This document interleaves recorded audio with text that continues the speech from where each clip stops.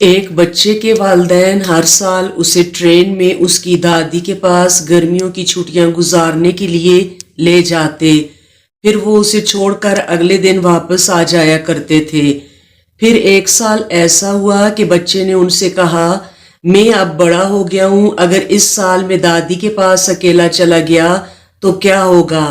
والدین نے مختصر بحث کے بعد اتفاق کر لیا اور پھر مقررہ دن اسٹیشن کے پلیٹ فارم پر پہنچ گئے۔ والد نے جو ہی کچھ سفر کی ادائیات دینا شروع کی تو بیٹا اکتاہٹ برے لہجے میں کہنے لگا، ابا جان، میں 1000 مرتبہ یہ ادائیات سن چکا ہوں۔ ٹرین کے روانہ ہونے سے ایک لمحہ پہلے اس کے والد اس کے قریب آئے اور اس کے کان میں سرگوشی کی، یہ لو، اگر تم خوفزدہ ہو یا بیمار ہو تو یہ تمہارے لیے ہے، اور اپنے بچے کی جیب میں کچھ ڈال دیا۔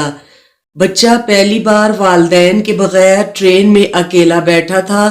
وہ کھڑکی سے زمین کی خوبصورتی کو دیکھتا رہا اور اپنے ارد گرد اٹھنے والے اجنبیوں کا شور سنتا رہا۔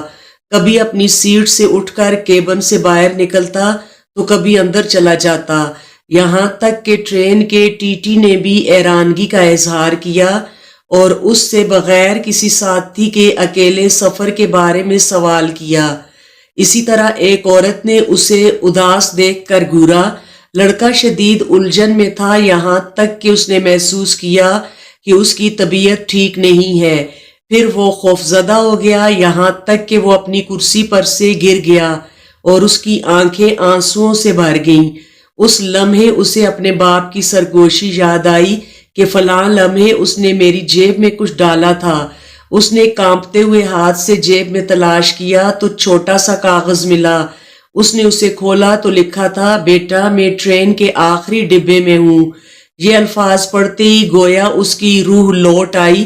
زندگی بھی ایسی ہی ہے، ہم اپنے بچوں کے پروں کو چھوڑتے ہیں، انہیں خود پر اعتماد دلاتے ہیں، لیکن جب تک ہم زندہ ہیں ہمیں ہمیشہ آخری کیبن میں موجود رہنا چاہیے، اس لیے کہ یہ ان کے تحفظ کے احساس کا ذریعہ ہے۔